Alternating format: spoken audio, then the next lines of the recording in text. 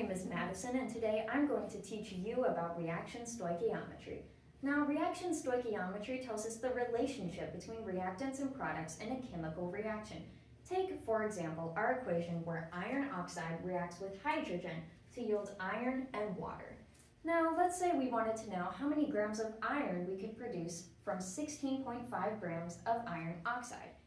In order to understand how the reactants and products relate to each other, we need to understand the mole. Atoms are too tiny to count individually, so scientists use moles to represent how many particles are present. Now, when a scientist says they have 1 mole of a substance, they mean that they have 6.022 times 10 to the 23rd of that substance.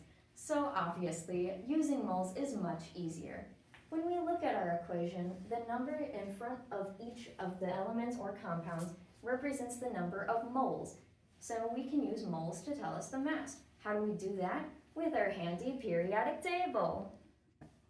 The numbers on the periodic table tell us lots of things, but what we care about is molar mass, the weight of 1 mole of each element. Using the molar masses of iron and oxygen, we can calculate that iron oxide has a molar mass of 159.69 grams and that iron has a molar mass of 55.85 grams. Starting with 16.5 grams of iron oxide, we can use dimensional analysis to help us convert one unit to another.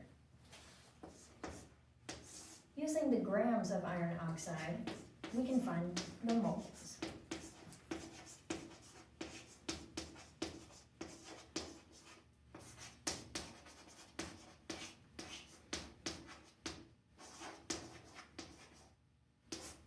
And using the numbers from our equation, we find that 1 mole of iron oxide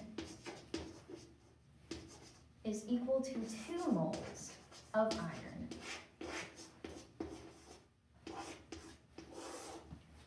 And using the molar mass of iron can give us our answer.